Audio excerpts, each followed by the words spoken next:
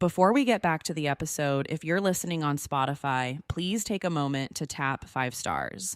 It's one of the easiest ways to support Forensic Tales and helps the show reach new listeners. Thank you so much for being here.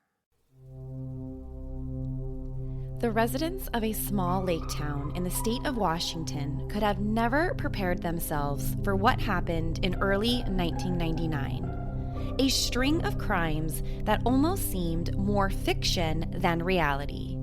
They involved murder, arson, fraud and embezzlement, and it involved suicide. How could the use of advanced forensic science techniques finally bring the town the justice they so desperately need?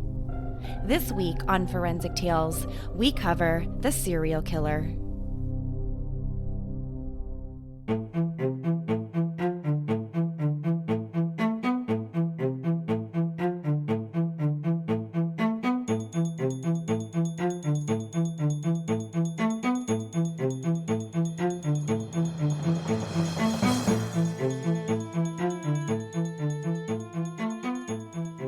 Welcome to Forensic Tales. As always, I'm your host, Courtney. Each Monday, we release a new episode that discusses real, bone-chilling true crime stories and how forensic science has been used in the case. Some cases have been solved through cutting-edge forensic techniques, while other cases remain unsolved.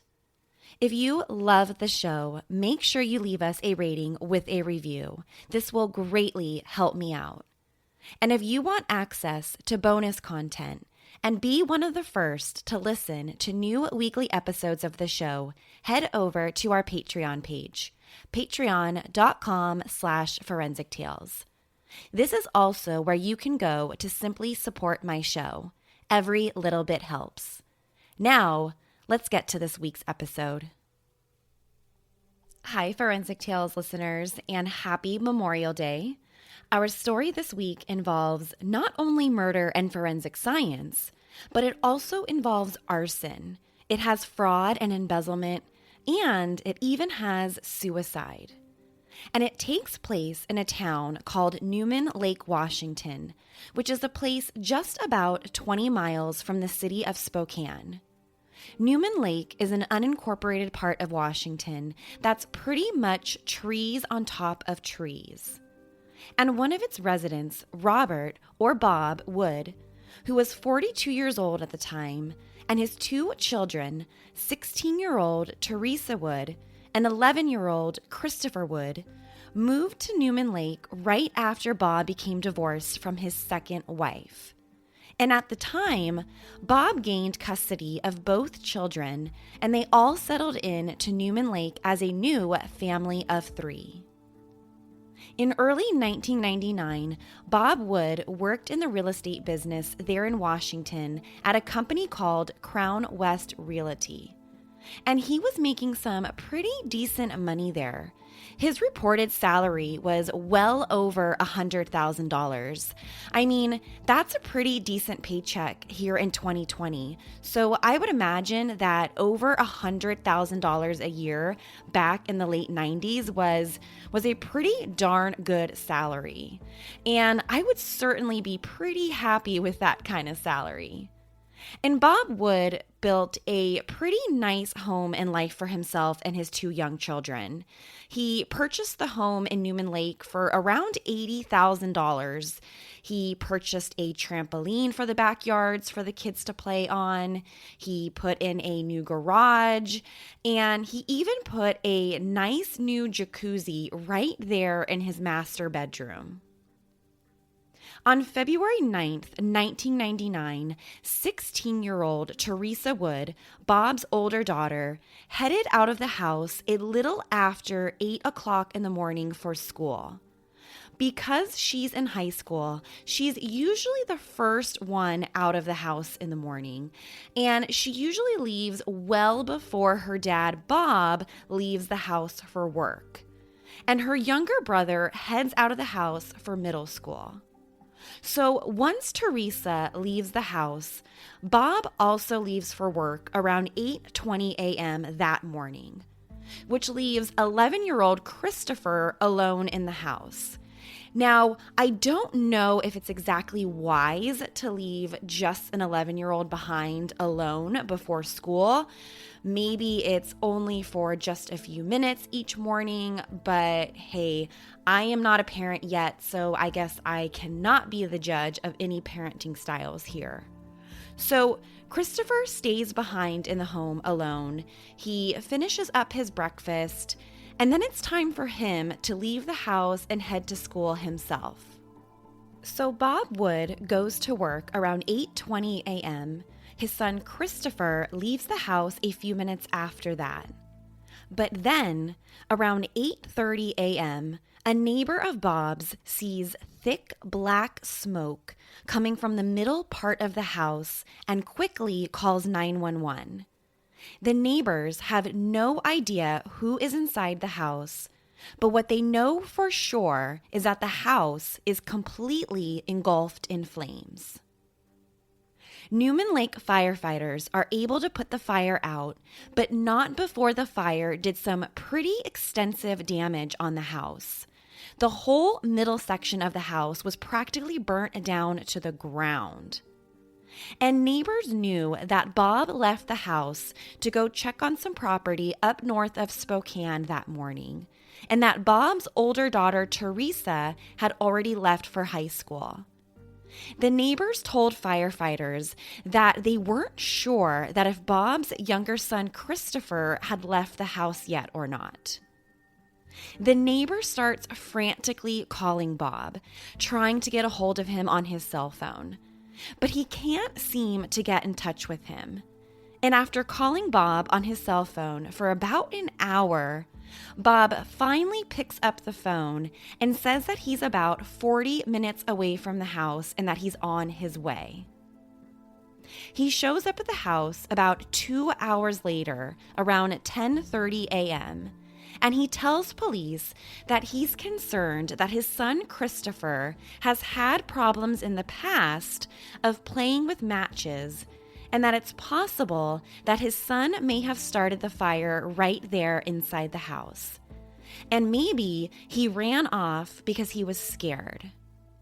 Now, one of Bob's neighbors, Ron Adamson, had already started looking for Christopher. He went around the house looking for any sign of footprints in the snow. He got into his car and he started driving around the neighborhood, just looking for any sign of Christopher. And firefighters start frantically searching through the house to look for any signs that Christopher may have still been inside the house when the fire started. But they were pretty quickly able to determine that there was no sign of Christopher or a body or anything like that inside the house or where the fire started. But if Christopher wasn't inside the house, the next concern was that he may have started the fire himself, like what his father Bob had already suggested to the police. Remember, he's only 11 years old, so I think if I accidentally started a fire inside my dad's house, even close to that age, I would probably run away too. I mean, you couldn't really blame the kid if that's exactly what happened. Now, flyers with Christopher's face were posted everywhere throughout the town, and pretty quickly after the fire, a search party was formed to start searching for Christopher throughout the community and nearby fields. He was last seen wearing a Dallas Cowboys jacket, and he was only about 4 feet tall. So Christopher's dad, Bob, goes on a local news station pretty much begging his son to return home, pretty much certain that he's run away. Bob says, "Hey, please come home. You aren't in any trouble. We just want you to come home." By now, a full-on manhunt begins to find Christopher. I mean, he's only 11 years old. The day after the fire, Christopher's Dallas Cowboy backpack is discovered about 15 miles away from the house. And it was apparent that the backpack belonged to Christopher because his name had been printed on the outside, and inside the backpack were Christopher's inline skates. But it was just the backpack. There's still no sign of Christopher anywhere. Washington State firefighters brought in fire dogs to basically help them in the investigation because, again, it was pretty clear that the fire had been started on purpose. This was not some sort of accident.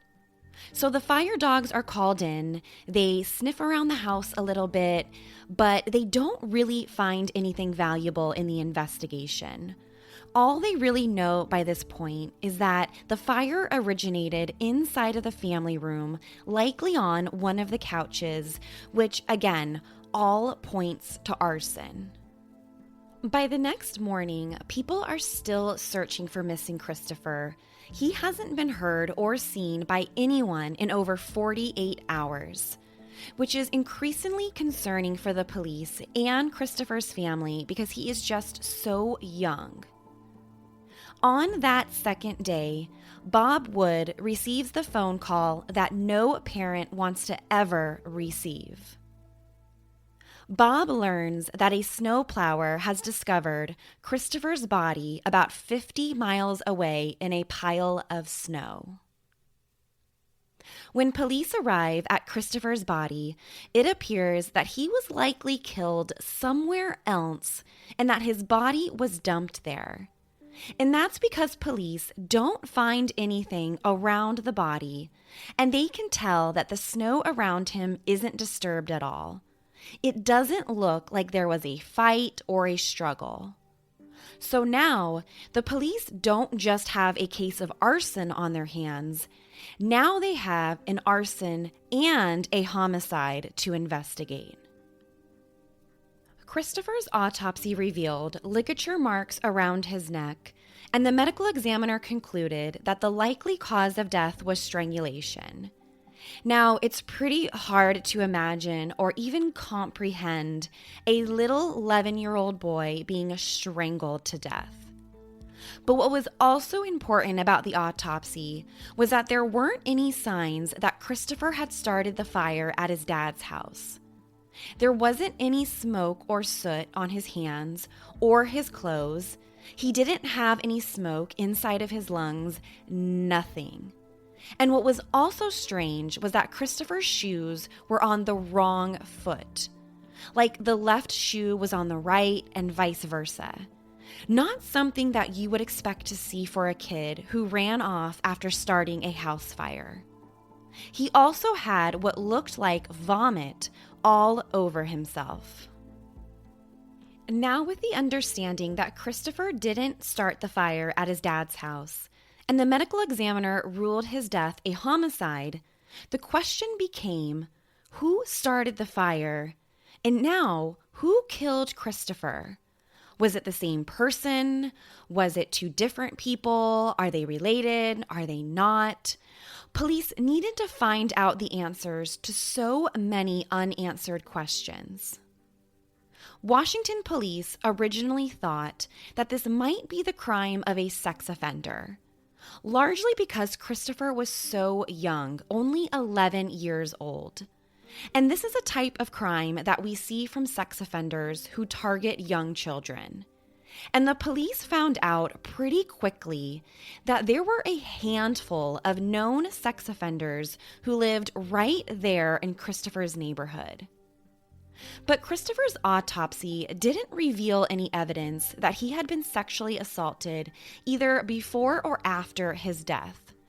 There just wasn't any evidence of that. So, without any evidence of a sexual assault, it's not really likely that a local sex offender in the area would have killed him, let alone start the fire inside the home. That just doesn't fit the MO of what we see and what we know about sex offenders and their choices of crimes.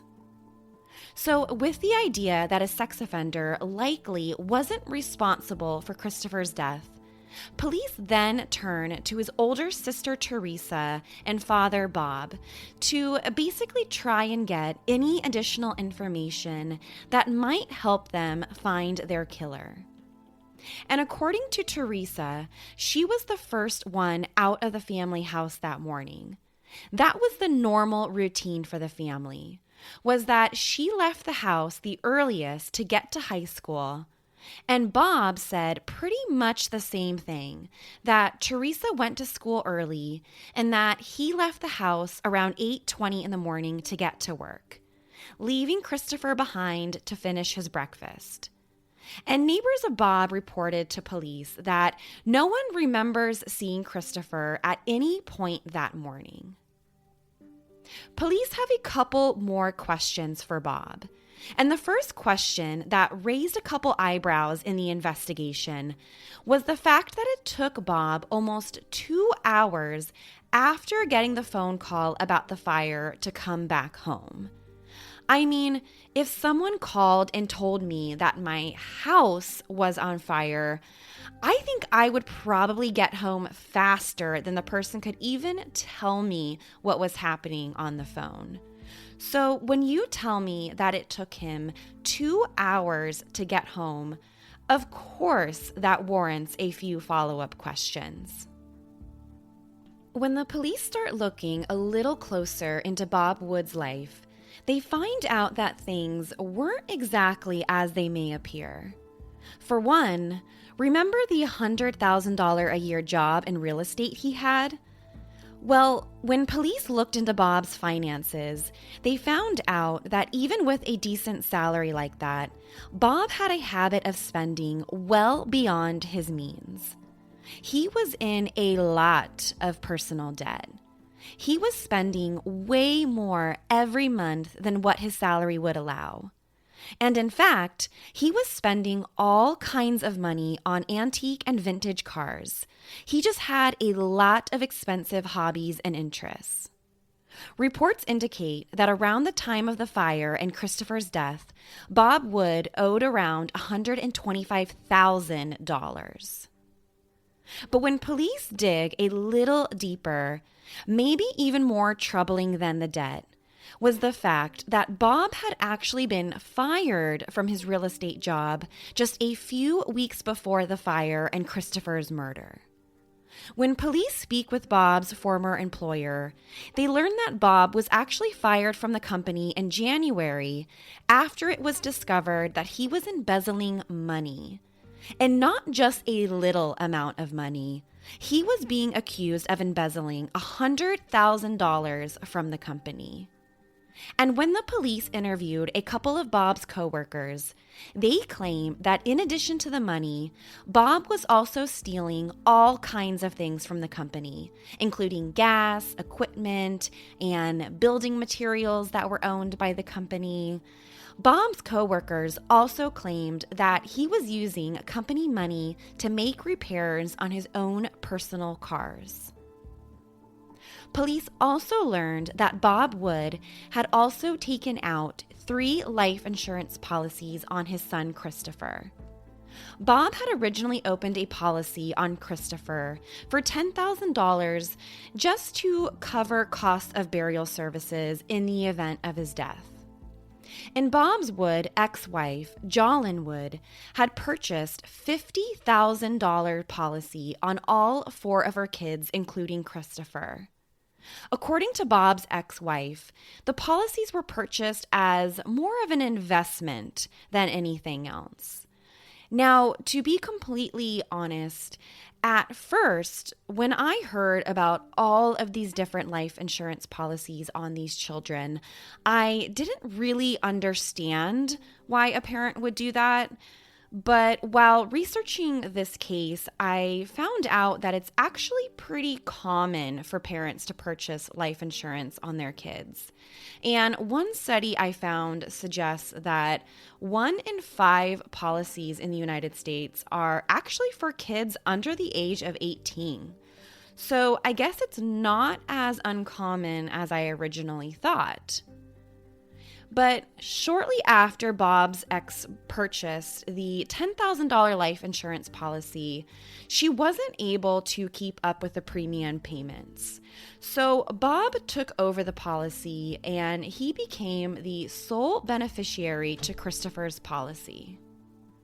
So again, Bob had recently opened these life insurance policies, and when police question Bob about them and request copies of the policy, they learn that the insurance policies had actually been conveniently removed from the house prior to the start of the fire. So Bob cooperates with the police and he gets them the copies of the insurance policies. And he says that he has absolutely nothing to hide here and that he removed the insurance policies prior to the house fire because of this very reason. He wanted to make sure that if anything happened, God forbid, right, he would have all of his important documents. Which, okay, I guess I can understand that part of Bob's story. I mean, isn't that the reason why you buy fireboxes and things like that? So you can put your important documents in. So even though it's slightly a coincidence here, I do understand where Bob is coming from. So when Bob Wood turns over the life insurance policies to the police, they total up the policies and they find out there was a total of $80,000 taken out on Christopher. Now, again, even to Bob's ex-wife Accord, the large amount of policies were taken out on Christopher largely to become an investment later on. After the fire and after the police had in their hands the life insurance policies that were taken out on Christopher, they also found out that Bob had dropped off a camera to have some photos developed at a pharmacy on February 11th. Right, this is back in the 1990s. When you wanted to take photos, you had to go take your camera in to get them developed. So the photos on the camera that Bob dropped off to have developed contained a ton of photos from inside the house where the fire started. It was basically photo after photo of each room in the house from different angles. And then there were the same exact photos from each room in the house from the same exact angles after the fire had damaged most of the house. The so-called the before and after photos were taken on the same roll of film, which in the minds of investigators kind of begs the question, did Bob take these photos because he knew the fire was going to happen? Crime scene technicians were called in to search Bob Wood's home for any forensic evidence that might explain the house fire or even Christopher's murder. Between the life insurance policies, the suspicious house fire, police had more than enough reason to suspect that Bob knew way more than what he was letting on to. Crime scene technicians start by searching Bob's garage. Now, the garage was an area of the house that wasn't damaged at all during the fire, so pretty much everything inside was completely untouched. Now, if you recall from earlier, one of Bob's hobbies was collecting expensive cars. So his garage had a number of different cars in it. And on one of these cars, crime scene technicians spotted an odd substance on one of the car's fenders. It wasn't car oil or anything like that. It was definitely out of place, not a substance that would be on the fender of a car. So technicians swabbed the fender to collect a sample of the substance and have it tested to figure out exactly what it was. The test results of the substance found on one of Bob's cars came back as human stomach contents, or vomit in other words. Police were hopeful that the vomit on the car's fender would shed some sort of light on the investigation. But Vomit doesn't contain any DNA. So they weren't testing the stomach contents to pull any DNA evidence from it. They wanted to test to see what exactly they could find in the contents. The stomach contents were sent to a special forensics lab for testing. The sample was put under a microscope, and the examiner could make out a very small vegetative fragments, like pieces of oat and other starchy grains. So the sample was removed from the microscope and placed with a mixture of potassium iodine. Potassium iodine is a chemical that is often used in forensic science. And in this case, scientists use potassium iodine to test the vomit for the presence of different substances. When the iodine solution is applied to the vomit, the starches in the stomach contents will turn a purplish bluish color, which indicates a positive test result for the presence of starches. In this case, the potassium iodine came back positive. So, okay, what does all of this really mean? Well, it means that the stomach contents contained a large amount of oat, bran, corn, wheat, a lot of starches. All ingredients that are super common in one of my favorite breakfast choices, cereal. So, police have now concluded that the unknown substance swabbed from Bob's wood car was stomach contents that contained many of the same ingredients as cereal, meaning whoever that vomit belonged to most likely ate cereal or something very starchy. As soon as the substance found on the car was identified, forensic scientists were able to match it to the same exact substance that was found on Christopher's shirt when his body was discovered. Christopher also had the same stomach contents right there on his shirt with the same starchy evidence. Forensic and police had suspected that the stomach contents found on Christopher's shirt and on one of Bob's car fenders contained many of the same ingredients as cereal. They really didn't have to look very long, because right there inside of Bob's kitchen, there was a half-full box of Marshmallow Mateys cereal, which, if you didn't know, is the generic to Lucky Charms. Cereal that an 11-year-old Christopher ate each and every single morning before school. Bob Wood's house has 2 trash cans, but when police searched his property, they could only find one of the trash cans. Police found it to be pretty suspicious that after the fire and the murder of his son, that a trash can was suddenly missing from the house. Police also knew that Bob had taken his pickup truck to a local car wash the day after the house fire. So the police head over to the local car wash to see what, if any, evidence could be left behind. Again, investigators didn't have to search very long, because right there at the gas station, police found the missing trash can.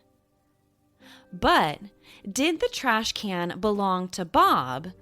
Or was this some weird coincidence that a similar style trash can could also be at the car wash that Bob used just weeks before? It is possible.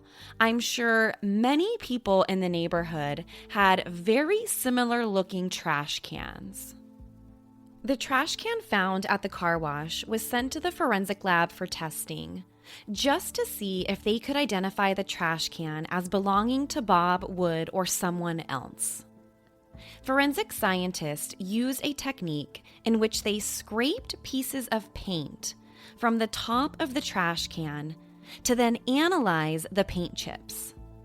The paint residue was placed underneath a forensic microscope to be compared to the paint residue on Bob's remaining trash can. Forensics were able to determine that the paint residue and composition of the trash can found at the car wash were a similar match to the same paint composition as Bob's. Now that the police could identify where the trash can came from, they needed to find out exactly what had been inside of the can. Investigators used a scanning electron microscope to try and find out what had been inside the trash can. This type of microscope can produce images of a sample by scanning the object's surface with a highly concentrated beam of electrons. Inside the trash can, scientists found traces of vomit. Vomit that was 100% consistent with the stomach contents found on the car fender and on Christopher's t-shirt. They also found unusual, shiny metallic particles inside of the trash can, which at first left police puzzled as to where those shiny pieces could have come from.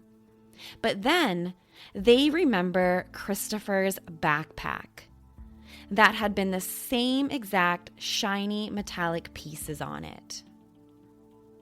Armed with the evidence of the stomach contents and pieces of the backpack, police were now certain that Christopher had 100%, without a doubt, been inside that trash can. But was this enough evidence to make an arrest in the case? Police felt like they still needed a little bit more. A search of Bob's cell phone records showed that his cell phone pinged a tower right near where Christopher's body was discovered on the morning of the fire, which, remember, his body was found about 50 miles away from his house, which lines up with the police timeline of Bob's whereabouts the morning of the fire, because it took him 2 hours to get back to the house after getting the phone call about the fire. But was it really possible for Bob to have set the fire inside the house, leave at the time he said, around 8:20 a.m., and have neighbors spot the smoke around 8:30? It seemed like a pretty tight timeline for everything to fall into place and leave the house undetected. So to test this timeline, the ATF got involved in the case, and the ATF purchased 3 similar pieces of furniture where the fire was believed to have started. They wanted to see exactly how long it would take the fire to really get burning and be able to take down most of the house. In order for a fire to basically take over an entire room with flames, the fire has to be generating a lot of energy. So the ATF start a fire on a similar set of furniture, and they watch how long it takes to burn and how much energy it's producing. The ATF concluded that Bob's sofa could have produced the same amount of energy. Bob Wood was arrested and charged with setting the fire to his own home and strangling his son Christopher on February 26, 1999. That same day, he was also charged with theft of $105,000 from Crown West Realty, the company that he was fired from just 1 month before. Police and prosecutors believed that Bob waited for his daughter Teresa to go to school, then strangled Christopher to death with a rope. In the process of being strangled, it's believed that Christopher vomited, explaining the stomach contents. Next, Bob dressed Christopher, putting his shoes on the wrong foot.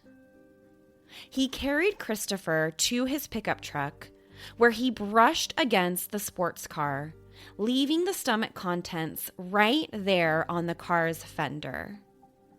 Christopher was put in the back of the pickup truck inside of the trash can, while Bob went back inside the family home to start the fire. On his way out of the house, he grabbed Christopher's backpack and headed out the door right at 8:20 a.m. He drove Christopher's body some 50 miles away and dumped it in a snowbank. When Bob Wood received the phone call about the fire, he drove back to the home from the dump site, throwing his son's backpack out the window. Prosecutors believed Bob tried to clean the pickup truck by taking it to a local car wash and leaving the trash can that carried Christopher's body behind. The forensic analysis of the paint proved that the trash can belonged to Bob Wood, and the biological evidence found inside the can also proved that Christopher's body had been placed inside. How could someone murder their very own 11-year-old son and set fire to their house? Well, prosecutors believed the motive was simple: money. Bob Wood had taken out 3 life insurance policies on his son and set fire to his house to gain the insurance money. Bob was in thousands and thousands of dollars in debt and had already filed for bankruptcy twice. When Bob Wood appeared in court, he adamantly denied all of the charges against him, claiming that he saw his son head out to school that morning, and he suggested Christopher himself set the fire and ran off out of fear of getting into trouble. Bob Wood was now facing arson, murder, and embezzlement charges in the state of Washington. But before his case could ever go to trial, Bob Wood was found hanging in his jail cell in May 1999. He committed suicide before he would ever be held to answer for his crimes. Even if Bob Wood would have stood trial, the forensic evidence in the case would be nearly impossible to overcome. The identification of the stomach contents containing freshly eaten cereal on Bob's car and inside the trash can placed Christopher inside Bob's car and trash can. The paint analysis matched the trash can found at the car wash to the missing trash can at Bob's residence. And the work of arson investigators and the ATF put together a perfect timeline that proved Bob had set the fire in his very own house. What is even more tragic in this case is that the life insurance policies that were taken out on 11-year-old Christopher and the insurance he would have received from the fire wouldn't have even been enough money to pay off all of Bob Wood's debt. It was all for nothing, and just simply an act of unspeakable violence. An article that was published in the Seattle Times shortly after Bob Wood committed suicide inside of his jail cell described Christopher as a pinball kid. Christopher always had to be doing something, whether that was building a fort, riding his bicycle, or just playing video games. He was known around the school as the Tetherball King. Without a doubt, if Bob Wood was on trial, the forensic evidence would have put away another killer for the rest of his life. Forensic Tales is a Rockefeller audio production. The show is written and produced by me, Courtney Fretwell. Sources for this episode include Forensic Files, Season 10, Episode 12, and the Seattle Times.